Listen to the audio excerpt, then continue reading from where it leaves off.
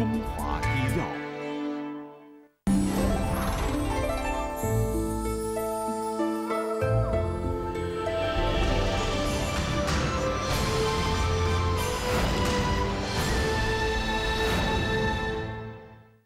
孩子咳嗽，家长心焦又心疼。你感冒就伴着咳嗽。小孩咳嗽究竟是什么惹的祸？小孩的咳嗽啊，特别是反复的咳嗽，跟吃有关系。一包代茶饮，3叶足浴方，能让宝宝快速止咳。不管是寒咳、热咳，其实都好用。云南白药提示您收看本期《中华医药》，吃出来的咳嗽。观众朋友您好，欢迎收看这期的《中华医药》。现在大家养孩子啊，都觉得不容易。这种不容易不是因为缺吃少穿，而是通常因为孩子的健康问题。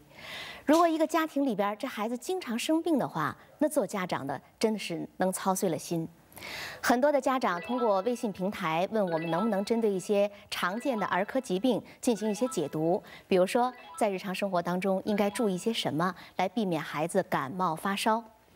但其实啊，这孩子的疾病啊，往往跟吃有着密切的关系。比如说咳嗽，很多啊都是吃出来的，这也是我们今天要讨论的话题。首先要欢迎今天来到我们演播室做客的2位专家。侯江红，河南省中医院儿科诊疗中心主任、主任医师，擅长中医中药调理小儿脾胃功能以及免疫功能紊乱引起的感冒、久咳、小儿哮喘、反复呼吸道感染和鼻炎。李伟，河南省中医院儿科诊疗中心主任医师，擅长中医中药调理小儿反复呼吸道感染、慢性咳嗽、哮喘等儿科疾病。欢迎2位，欢迎我们健康问诊团的嘉宾朋友们，欢迎大家。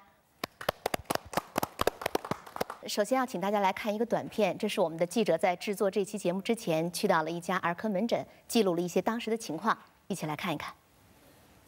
早上7点半。家长们就带着孩子来这里候诊，大多数孩子是因为咳嗽，还有一些是长期反复咳嗽的老病号。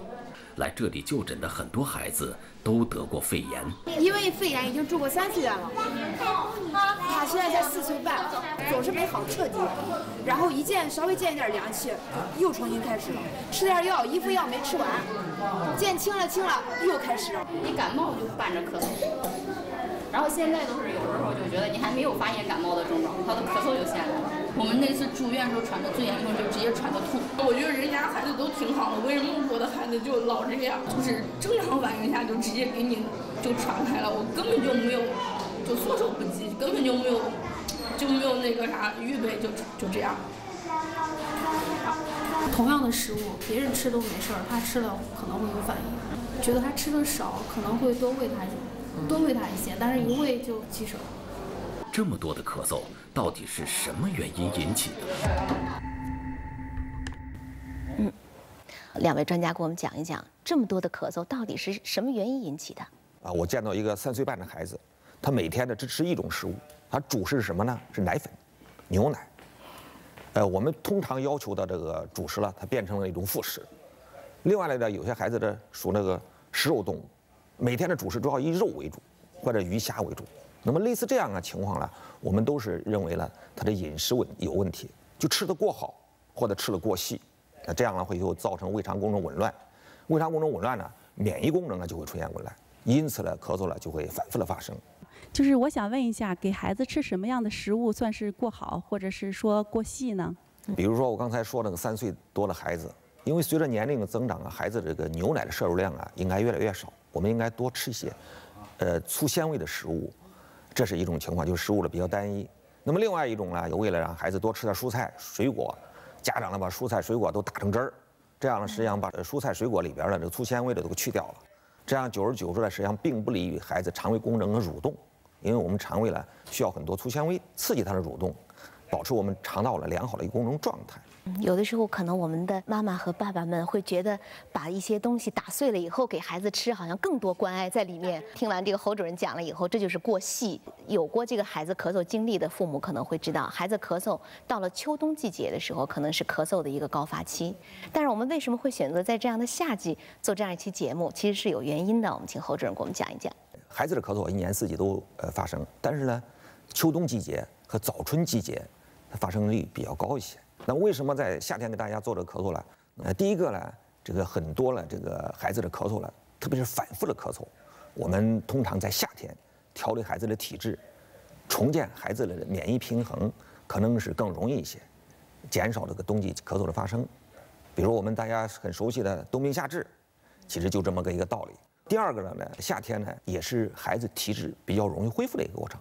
比如说我们秋冬季节或者早春，咳嗽反反复复到现在还剩那么一点儿，老是不好。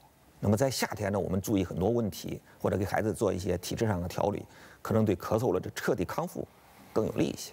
第三呢，特别是冰激凌，大家都老是吃这些凉东西，最容易伤及脾胃，脾胃功能差了，免疫功能就差。那你到冬天呢，发生咳嗽的机会就非常非常多。下边给大家介绍一个小儿止咳嗽的就是一个的小茶方。下面我们请这个治疗师李菊来上来给大家操作一下，我们一起来看一看。来，有请。它由3味药组成。这个款冬花是3克，紫菀是3克，枇杷叶呢是6克。其中这个款冬花呢和紫菀呢，它们俩呢是姊妹药，是有温性的。对孩子这种咳嗽的白痰、寒痰这样的孩子呢，就有痰的，比较适合用这个。比较适合。具体怎么操作？我们将这3种药呢剪碎了来这个泡茶饮用。剪碎了以后，我们要泡个10分钟左右，然后就直接用开水沏它了。对，用开水。一下就下色了哈。如果在家里方便的话，我们是最好用水给它稍微煎一下，3、5分钟就可以。3、5分钟就可以了。如果我们要是拿这个开水泡的话，要10分钟到15分钟吧？对，10分钟。好，我们这个泡了10分钟了啊，就可以了啊。对，我们要看看这个口感怎么样，孩子最有发言权了哈。我们下面请上来2个小朋友来，上来品尝一下。我们请上来了2个小朋友，然后请你们2个人啊品尝一下这个茶好不好喝，待会儿要告诉我的哦。慢慢的啊，看看自己看看那个热度啊。看喝的速度，好像这个小妹妹喝的还挺快的，说明不难喝，至少哦。哥哥一听完了以后，一下把这一杯喝了。慢点还有呢。能跟我们讲一讲啊，就是好不好喝？没味道，说明这个药味很淡，对不对？我可以这样理解吧？你觉得呢？这个好不好喝？好喝，怪不得一开始你喝的那么快呢。你有没有喝出什么味道？什么味道？蛋糕的味道。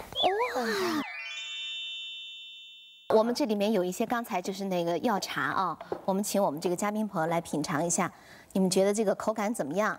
刚2个小朋友都已经讲过了，你们这样品尝了以后，可能心里就有数了哈。将来给孩子，这个里边有没有加糖啊？为什么能喝出一点甜味来？大家之所以吃出甜味来，是因为我们这3味药呢都是秘制的，经过炮制的，所以它有蜂蜜的一些香味儿。我也尝了一下，确实好像它的药味儿并不是很浓，而且有一种甜香的味道。我们看制作过程的时候，并没有加糖哈，但是这3味药都是制过的，是吧？为什么要这样做呢？因为这药呢，生药秘制了以后呢，它会加强了宣肺止咳的作用，另外呢，口感呢也会变得更好一些。如果孩子咳嗽的厉害了，我们煮一煮，让孩子少量的、频繁的服用，那么能达到这个紧急缓解咳嗽的作用。那如果有一个问题了，就如果有些孩子就是不喜欢喝这个代茶饮怎么办？他有时候他见深的颜色了，他不愿意喝，那我们怎么办呢？如果孩子紧急咳嗽特别是晚上咳嗽比较厉害，有时候晚上孩子咳嗽了一整夜，咳嗽了孩子睡不好觉，那么我们家长呢半夜看医生也不是很方便，怎么办？我们可以给孩子睡前呢给孩子泡个热水脚，加上我们的中药药方，这样呢往往对我们的紧急的咳嗽呢有一定的缓解作用。下面我们还是请上我们的治疗师李菊来给我们讲一讲这个药包的成分，也是3味药组成这个。这叫3叶足浴疗法，艾叶15克，苏叶10克，这是枇杷叶10克。还有枇杷叶，就是这3种草药组成。那个纱布呢，给它制成一个纱布包，一会儿我们泡的时候，会看到。方便的话，妈妈在家里呢，不穿的秋衣秋裤的，也可以把2头一扎，中间这个方法简单放进了2啊，很简单嘛。好多我们那种棉毛裤小孩的那种啊，要不穿了以后再用这个袖子是吧？对，两头一扎，对，然后把这些药放进去，扎紧了，给它泡。这个好，在家里方便了，我们可以就是把这个三元方这个包裹呢，给它煮一下。煮个10分钟呢，效果会更好一些。好，我们现在看到这个果果已经坐这儿了。对于孩子来讲，就是这个水温的要求。这个水温呢，是，我们泡之前要给孩子试一下，就是用我们的前臂掌侧面这儿的温度，这的皮肤对热是比较敏感的，你要试一下。这个不烫就可以了。你家里有温度计的，你方便了你自己测一下，38到40度。水量呢，一定要没过这个孩子的这个踝关节以上。我们这个水量就可以了。每次呢泡个10到15分钟左右就可以了。或者呢，我们的小朋友泡一会儿，他妈妈我头上出汗了，就看看我们的额头，额头稍微有汗出了，这个时候就可以了。不要给孩子泡得大汗淋淋的。足浴期间呢，要注意多给孩子多喝水，不要着凉了，不要吃这个寒凉的食物，比如说冰激凌之类的凉东西。每天呢给孩子泡一次，3到5天是一个疗程。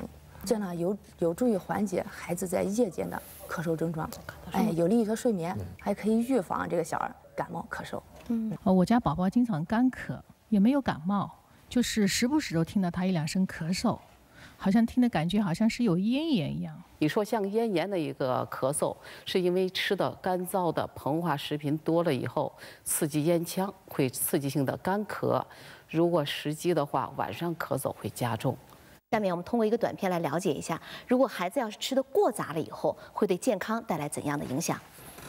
我是人身体里的垃圾制造者，毒气小精灵，喜欢吃零食，不喜欢吃饭。今天，傻瓜主人又给我送来这么多好吃的，有巧克力、雪糕、薯片、辣条、干脆面、火腿肠、山楂片、棒棒糖，哈哈，又可以饱餐一顿啦！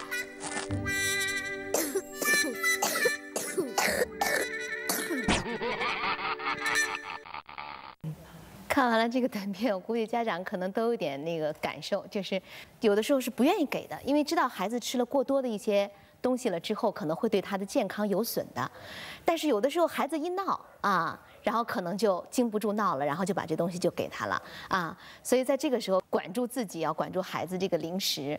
是不是这样的？我们家孩子就特别喜欢吃巧克力，但是一吃巧克力呢，他就流鼻血，这是怎么回事儿？其实大多的孩子这个鼻子出血都跟内热有关系，并不多表示他是血液系统上有什么问题了。因为我们中医讲这个甜属于我们中医的甘味，甘呢它有什么作用啊？有经常用多了它会有缓治脾胃的作用，它就是等于怎么解释？就是它能让我们的肠胃功能蠕动减慢，影响我们孩子的消化吸收功能。那么久而久之就容易造成积食，积食久了就容易生热，生热久了就容易生火。我们看到有些孩子喝个粥，要家长加很多糖，否则让他不喝大量的甜食的话有很多问题。我有一次看个这个病人，小孩感冒，24小时之内他看了3个医生，到我那儿拍了3大堆药，我印象很深了，他开了13块6毛钱的药，他老大了不高兴。太便宜了他就认为这个药你这个我看这么多地方，你能治病吗？强烈要求输液打针。怎么说呢？我们认为很多疾病跟我们家长有关系，也就是我们最大限度让我们孩子的这个身体自身的抵抗力增强。有的时候我们会觉得中药会比较慢，然后呢可能就会着急，怕孩子得肺炎，所以就会给他用抗生素。抗生素是可以用的吗？说到这儿，我都想问问诸位的这些家长们，你们举手，我家里头没有消炎药，任何都没有。一点抗生素都没有了，有几个人？实实在在说，几个？目前对，我们就说目前没有的。那还行啊，1多半呢。我们在300个家长的听课里边了大体我统计了一下，举手了是3%，那就意味着这个300里头只有不到10个人，家里没有抗生素。我们在门诊上遇到这样一个病人，孩子才1岁半，他透露我的孩子单是住院，花的医药费就是15万。那么我们想一想，15万在1岁半的一个孩子里边，用到他身子里边有多少抗生素？你比如说，我们本来这个楼设计了抗8度地震，你今天这个装修，明天那个装修，今天一这儿敲了，明天跟这儿打了，我想这个楼的实用功能肯定不受影响。但是将来呢，能抗8度地震吗？未必。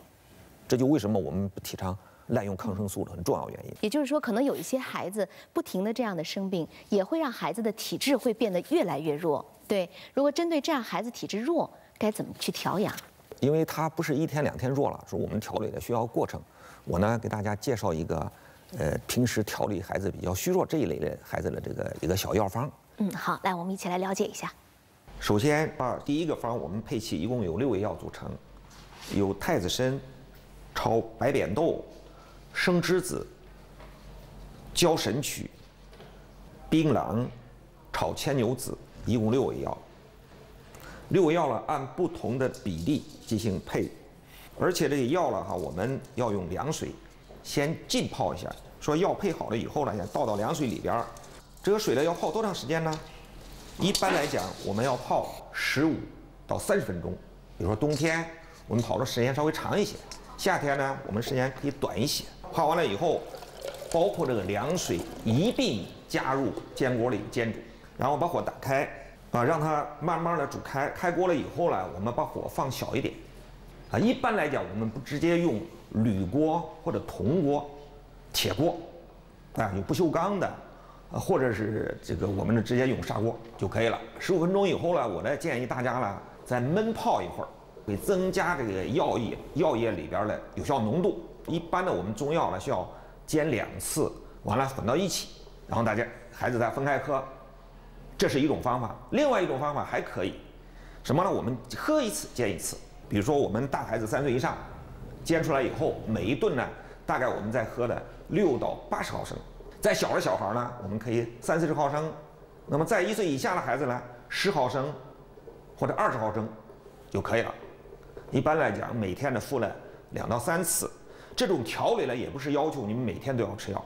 比如说我们孩子这一段呢，这些亚健康症状很多。那么我们每周呢可以服4到5天，休息个2到3天。那么这个方呢，主要是益气健脾、消食清热的作用。作为家长朋友，怎么来判断自己的孩子是这一类体质的呢？李主任，我们首先看面色，我们看看脸色是微黄的，脸上呢有白一块、黄一块。我们看个小孩手掌，如果摁下起来是黄的，说明这小孩也是体质差的孩子。再一个，小孩没有力气，或者稍微的上下楼梯就要爸爸妈妈抱，就特别发懒。还有一个汗出比较多，汗珠就往下掉。我要给大家介绍一个保健的一个穴位，你就请这个治疗师李菊上来给我们现场演示一下啊！大家看，小朋友低头的时候，你看这背部有一个最高的凸起点，对，这个点是我们说的大椎穴。沿着大椎穴呢往下数3个棘突点，这是1个，2个。3个，这个第3个棘突点呢，往下有一个坑，第3和第4之间的这个位置是吧？对，这个凹陷处，这就是我们说的深柱穴了。这就是深柱穴的位置。因为孩子呢皮肤比较娇嫩，我们今天选择的是温和灸，温热很舒服的。这个距离皮肤呢是2到3厘米，因为孩子呢爱动是吗？我们一定要注意这个距离。就是说在给小孩灸的时候，可能更要注意到它的高度。孩子呢，坐在这里也可以，有的在家里愿意趴到床上也可以。来告诉我，果果，现在有感觉吗？有点热热的感觉，热的感哦。微热。我们现在看，其实它的高度还是挺高的啊，已经感觉到热的感觉了，是吧？这个热的感觉你觉得舒服不舒服？算舒服。哦，算舒服。灸一会儿呢，这个我们要谈一下这个艾灰。我们一般灸1次需要灸多久的时间？每次呢灸个5到10分钟左右。灸着孩子说微热了，或者是孩子的皮肤呢稍稍有发红了，每天灸1次，每天灸1次，连续5天呢是一个疗程，每月呢给他做一个疗程。艾灸期间呢要注意那个给孩子多喝微开水，避风寒。比如说这个孩子经常咳嗽啦，流涕啦，鼻塞啦。都是比较适合做这个深度灸的。刚才我们看现场那个治疗师李菊给这个小孩给现场灸了一下哈。下面我们要请侯主任给我们讲一讲，这个灸深柱穴这个方法是适合所有的孩子都用吗？其实我们每个年龄段都可以用，只不过我们用了要注意几个问题啊。一个如果小孩小的时候我们要注意，因为我们怕这个烫着孩子。再一个，孩子刚吃完饭，吃过饱饭的时候，我们暂时先不要灸，这样呢对肠胃消化呀不一定有太多的益处。另外呢，孩子在咳嗽的时候，同时伴有发热的时候，体温升高的时候，异常升高的时候，我们暂时不用这种方法。那我问一下，那个小的小孩可以多小可以灸呢？其实只要是孩子能配合哈，我们觉得都可以。那几个月的小孩能灸吗？要我说哈，过半岁以后我们都可以用。过半岁以后哈。对，6个月以后我们都可以考虑用。那孩子要趴那睡的时候，你都完全可以给他灸，因为他醒的时候他反而容易冻，容易烫伤。那你可以递得远一点，温度稍微轻一点，让孩子有点感觉。你说的除了这些药方和这个艾灸以外，有没有通过饮食提高体质的方法？给大家推荐一个药粥。好，来我们一起来了解一下。有4种原料，一个是小米，就不要再用冷水再淘了，因为冷水淘了以后，它会丢失很多小米中的很多的有效成分。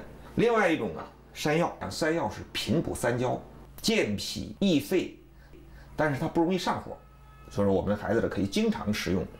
我们选用呢，就是我们常用的一种容易煮面的一种山药，切成了一个菱形的薄片，这样的话山药很容易煮熟。还有一种我们的主要成分呢是百合，百合呢有2种一种是鲜百合，还有一种呢是干的百合。鲜的百合洗干净以后，可以这个到我们的粥快煮熟了或者剩个10几分钟以后我们再下进去。如果是干的百合呢，可以先用冷水先浸泡一下。另外一种呢还有一个胡萝卜，对孩子大便呢保持通畅，刺激孩子的肠道蠕动是非常有意义的。我们现在的百合呢就是干百合，泡水以后，因此呢我们在凉水的时候直接下进去。首先我们把水做上以后，打开火，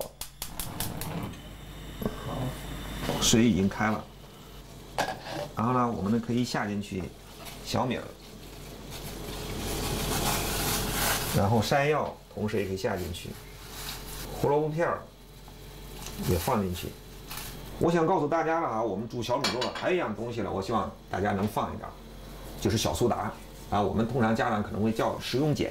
第一呢利于把这些小米煮得很黏，另外利于它有些有效成分的吸食出来，让这粥呢煮完了以后保持一个微碱性的一个环境，其实对孩子的肠道功能呢更为适合，可会让孩子的这个消化功能更好一些。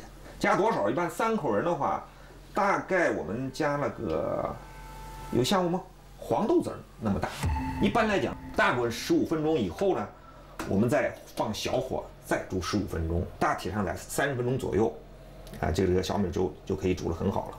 那么这个方呢，我们叫山药百合小米粥，主要是针对呢，也是孩子平时体质比较虚弱，适用于各个年龄段，而且每天都可以吃。确实，这个粥是适合各个年龄段的人，而我们都知道粥是很养人的。我们也会看到一些这样的情形，小孩子不爱吃饭的人很多。但是我有一个朋友的孩子恰恰相反，这个孩子胃口特别的好，就是你给他什么他都吃特别香，而且好像胃口还特别的大能吃很多的东西。但就是有一个问题，会经常积食。这样的孩子怎么办？比如我们先说吃的多，那么孩子可能长得特别胖，那么这种孩子也是肠胃的过度运化吸收造成的。这个负担过重了，肠胃功能紊乱了，他就免疫力低下。免疫力低下，它就容易出现咳嗽。除了我们饮食上一些注意事项以外呢，我呢给大家推荐一个简单的摩腹的方法。实际上简单就是揉揉肚子，给孩子揉揉肚子，利于孩子的消化。好，下面我们请这个小朋友给我们配合一下，来给我们教一教摩腹。首先呢，我们让孩子呢平躺在床上，抱搂腹部，或者是冬天特别冷的时候，我们的手呢要提前用热水洗一下，这样接触孩子的皮肤呢比较舒服。或者隔着一层秋衣也可以，用这个手指的指腹，或者手掌掌面紧贴皮肤。开始呢由慢到快，由轻到重，顺时针，顺时针泻法。什么情况下用泻法？什么情况下用补法呢？比如说孩子呢现在咳嗽比较明显大便秘结、腹胀、积滞，这个时候呢我们孩子用泻法。还有一种情况是，孩子现在拉肚子，这个时候呢我们要用补法，逆时针这样揉，什么程度合适呢？揉着揉着，有的孩子我想尿尿，有尿意了，或者还揉着揉着孩子放屁了，排气了，这个时候呢就可以了。健脾和胃，帮助消化，提高免疫力的效果。就您刚才给我们推荐了这个磨腹的方法，可以消食。除了这个方法之外，还有什么其他的方法吗？有些孩子的这个积食体质特别明显，不能单单我磨腹能解决问题了。我们给大家可以推荐一个治疗积食的这个小药方。这种积食的症状特别明显的，很少有孩子超过48小时，他是各种病可能就会出来了，比如说发热呀，积食了很多症状啊，甚至咳嗽的加重啊，有可能发生了。好，我们一起来看一个短片，了解一下。这个小药方呢，一共由5味药组成，一个是呢茯苓，我们用10克；第2味药呢是炒麦芽，那这个呢也是用10克；第3味药呢槟榔，我们也用10克；第4味药叫栀壳，栀壳呢我们用6克；最后一药是栀子，栀子呢我们用8克，放到这个冷水里边浸泡了15到30分钟。那么浸泡完了，我们再煎煮。这一副药一天呢煎3次，我们可以喝3次。这个小处方主要是也是针对一些容易积食的孩子。我们家长可能会告诉你，我的孩子特别容易积食，也是很容易得感冒啊、咳嗽啊、哮喘啊等等，因为他的口气来源于他的肠胃，这个肠胃的发酵异常产生的这种臭味的，这是最典型的一个特点。那么另外一个特点呢，肚子胀，敲着肚子鼓鼓的，有时候孩子可能喊着肚子不太舒服。另外呢，孩子呢晚上睡觉翻来翻去了，频繁的磨牙，大便特别的黏腻这一类孩子呢，我们用这个小方，起到一个消食导滞清热的作用。你好，侯主任，我想问一下，就是那个我们家小孩老爱喝酸奶，但是一次喝好几瓶。那个老人呢，他觉得喝酸奶会促进消化，但是我觉得喝多了不太好。您看他是喝多了好还是喝少了好？这个孩子喜欢喝酸奶，这是个普遍现象。有些家长呢觉得这个酸奶利于消化，富有营养，说整箱的给孩子买回家让孩子喝，孩子呢连续喝几瓶，饭也不怎么吃了。酸奶呢我有助于消化，这是对的。如果少量了喝点酸奶利于消化吸收，但是过量了这就不行了。过量了是不光是酸奶，这酸性的，比如说水果，山楂、草莓，还有樱桃、橘子、菠萝、西红柿等这些酸性比较强的一些食物，那么吃多了都不好。一个是酸性东西吃多了，会改变孩子的体内的酸碱平衡，反而呢影响孩子的消化功能，引起肠胃功能的紊乱，所以说进而呢引起咳嗽。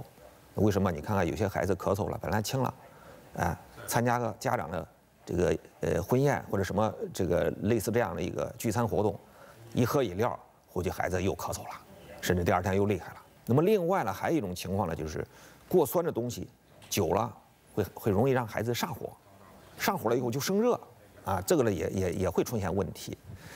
更有甚呢，有些家长一看上火了，那好办，那我给他吃点清热泻火的药，说经常买一些非处方的清热泻火的药。虽然你清热了，但是这泻火的药在我们中医来讲它都是有一些这个苦寒的药物，而苦寒的药物呢，它对这个肠胃功能它有不良的影响。在孩子上火了，我们都可以用一些，但是你经常用多了，特别是有些孩子是脾胃比较虚弱的时候，苦寒是伤脾胃的。所以说这些凉的药、酸的药我们都要注意。我们家孩子特别容易爱上火，每隔一段时间就要咳嗽一次，特别是晚上凌晨的时候，咳得特别厉害。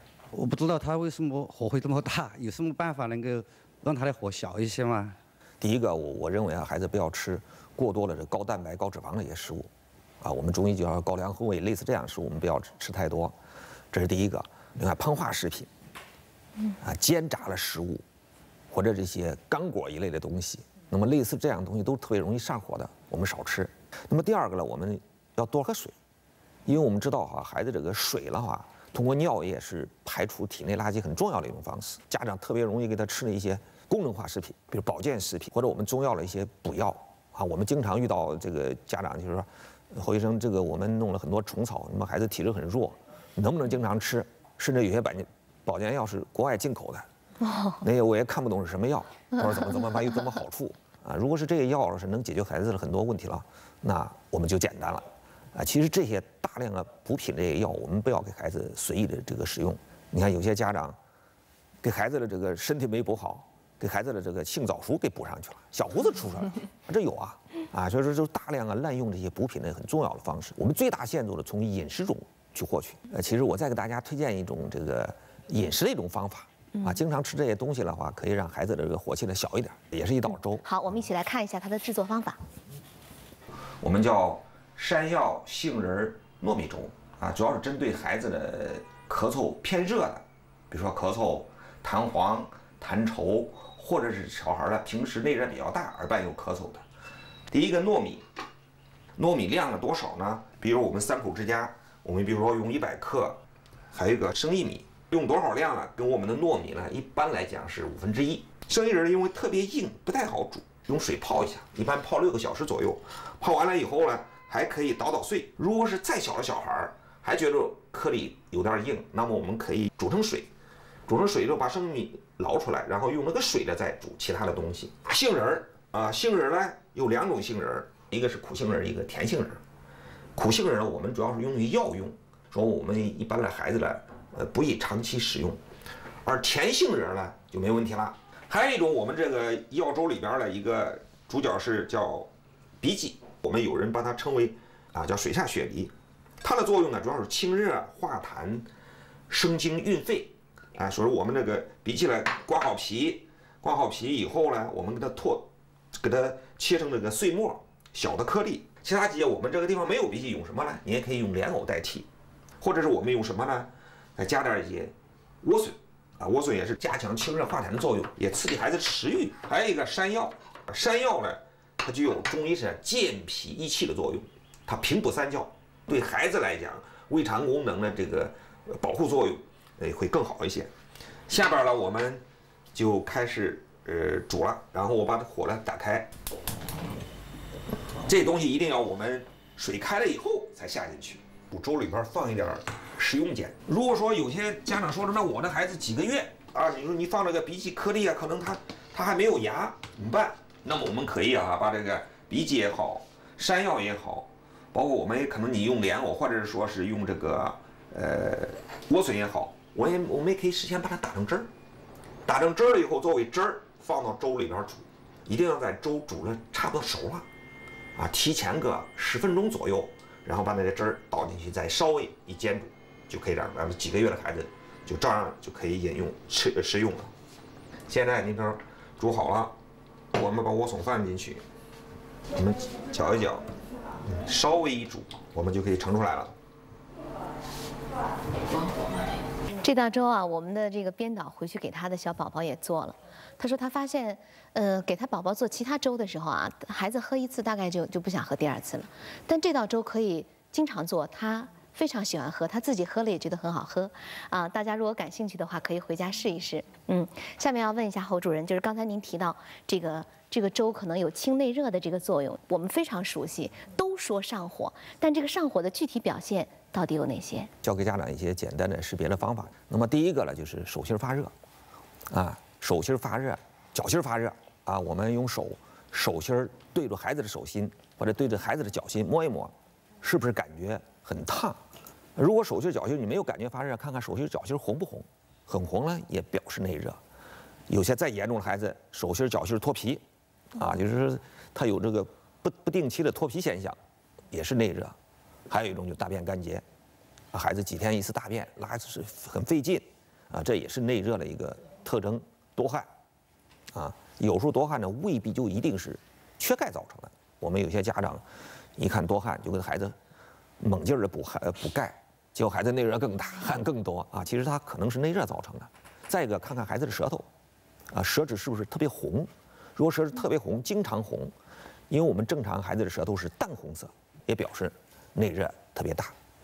尿黄小便黄，内热比较大的一种表现因为早上了孩子经过一夜的尿液弄锁了，他肯定会黄。那么这一次呢，我们不作数看看平时的尿液怎么样。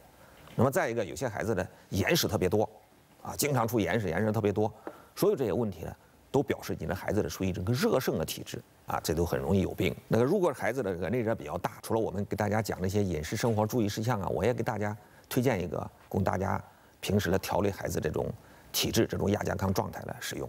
好，我们一起来看一下。家长通常说，我们的孩子火气很大，老是内热很重，那这类孩子呢，也是很容易得一些呼吸道感染疾病，咳嗽反反复复的发作。接下来给大家介绍的这处方呢，一共由5味药组成，白茅根一共是15克，车前子也是15克。大家看这个车前子的种子非常的细小，煎煮的时候它容易粘到锅底。上面的干的时候容易飘到上面，所以一般的话，我们中药的车前子要通过包煎。这是我们做了一个2层的一个纱布，然后倒到里边包起来。我们不要包得太紧啊，目的是为了药物的充分的煎煮。然后用一个线绳给它扎起来。第3味药是牛蒡子，牛蒡子呢是要炒制的，它需要有10克。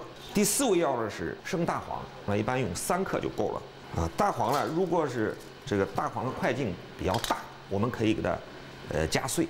最后一味药是生栀子，也是10克，然后浸泡15分钟啊。浸泡完了以后再煎煮，煎煮的时间呢，我们也仍然煎煮15分钟啊。开锅以后15分钟，然后呢焖泡到能喝。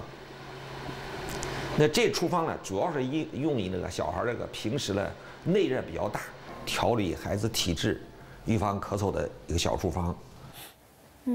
我们今天讲这个小孩咳嗽，我们听2位专家给我们讲了很多，会发现确实孩子的饮食和孩子这个咳嗽的关系很密切。怎么能够让孩子养成一个很良好的饮食的习惯呢？首先呢，我们让孩子呢要就餐定时，就是说整顿吃饭，因为我们肠胃和我们人一样。他也有休息、有工作的时候，就餐的时候呢，时间呢不宜太长，而我们孩子让每一次吃饭时间呢，我们大体上控制在30分钟左右啊，就一定要结束，啊，不要我们孩子吃一顿饭，然后1个小时，孩子这院里玩的满头大汗，家长叫回来直接拎到饭桌前了，这肯定不好。那么还有一种情况就是早餐，啊，早餐孩子起床和吃饭之间呢，我们一般要大于20分钟时间。有时候家长为了让孩子多睡一会儿，叫不起来，饭准备好了，连筷子都摆上了，迷迷糊糊给孩子从被窝拎出来就坐饭桌上了。这孩子迷迷糊糊也就像我们的发动机一样，整个我们发动机时候完全没有启动状态，我们要有个怠速的过程。我们经常特别是急着上班送孩子到幼儿园的家长，我们经常会遇到这种情况，孩子迷迷糊糊吃不进去饭，家长着急，实在不行了我就喂，赶快塞碗，快到点了，快让孩子吃。孩子为了勉强吃到肚里头了，稍微小心都吐出来了，或者孩子不怎么想吃，家长不愿意就吵，实在不行了揍2顿，一揍孩子一哭一闹，本来吃了2口饭又吐出来了。那么另外的话，我们让孩子专一的吃饭，啊，吃住饭看着电视讲着故事，玩着游戏，这个都不太好，啊，这样的话反而利于孩子的这个消化吸收功能，保持孩子在就餐时候有一个安静、愉悦的环境。不要勉强孩子吃饭。我请问一下侯主任，就我们家小孩一咳嗽，然后全家人都一块咳嗽了，就是这种情况，你说怎么办呢？啊，其实呢，这种情况呢，我们特别是经常反复咳嗽，今天吃完药好一点，明天又加重这类似的咳嗽，我们后来发现一个现象，通过调理呢，没有效的解决问题。后来我们一追问就发现呢，这孩子所处的这个家庭环境里边，很多人咳嗽。其实我们大家知道，咳嗽其实可以是交叉感染的。你家里头这么多人都在咳嗽，那孩子的咳嗽肯定都不容易好。我们呢，一般来讲啊，会全家都要同时治疗。我呢，给大家推荐一个中药预防这种周边群体这种咳嗽，也包括一些幼儿园的一个药方。我们来看一看：苏叶15克，桔梗15克，黄芩15克。家长们注意啊，主要是针对成人的一个剂量。关键是孩子用的时候了怎么用。成人呢，我们煎完了以后啊，煎1次啊，喝1次。这一副药呢，我们一天一般煎3次，喝3次。成人呢，我们每次呢200毫升左右。那么孩子呢，特别是3岁以上的孩子呢，我们可以稍微少一点，比如说50到100毫升，能喝了让他喝100毫升，不能喝了50毫升也可以。如果3岁以下的孩子呢，可以20到30毫升，这样的话量少一点。全家可以一起来用来预防。我们今天讲这个小儿咳嗽，我们知道说孩子如果咳嗽的话，会影响孩子的睡眠。刚才我们还讲了，如果是吃的不对的话，也会影响孩子的睡眠啊。可见这个睡眠对孩子长身体有多么的重要啊。下面呢，我们还是要请上我们这个治疗师李菊老师来给我们教一个按摩的方法，有助于孩子的睡眠。第一个呢是揉迎香穴。我们来找一下迎香穴的位置。哎，在面部这个鼻翼的两侧，哎，旁开0.1寸，这个鼻垂沟中这个位置，这个是治疗我们鼻塞、流涕，哎，预防感冒的。左右揉也可以，这样画圈揉也可以。每次呢揉个1到3分钟。哦，1到3分钟。每天做个2、3次，经常揉一揉，还可以预防这个对，预防上呼吸道感染。哎，第2个穴位呢是4神聪穴。4神聪，在头顶部。哎，就这样。这个百会穴的前后左右各1寸。首先呢，我们要先找一下这个百会穴的位置，在这个头顶部这个两耳尖，两耳尖的连线这个中点。那个4神聪呢，在这个它的前后左右是吧？哎，后左右对。哎，先揉左右两边的2个。然后这样的话，在前后揉。一般是多少次，或者是多少分钟？也是每次揉个3分钟。3分钟啊，也是每天那个做个2、3次。孩子在睡觉前呢，可以加强1次。在睡前做1次呢，有利于这安神益智。醒脑开窍。给我学一下啊！家长上来可以那个宝宝妈妈来，对，我们先找一下百会穴的位置，对，哎，耳尖就连线，哎，连线，对啊，位置，连线的终点，这是终点，哎，对，终点，前后左右，这是百会穴，百会穴，百会穴的前后左右各。一种罕见的奇异怪病，让他的走路姿态发生如此大的改变。后来怎么说他都不能够把后背伸直，屁股伸直，脚还不能把后跟压下来。又是什么原因让父女2人都患有此病？爸爸和女儿同时得病的这种情况，几乎我们是没有见到过的。云南白药提示您收看下期《中华医药》，藏在脊柱中的恶魔。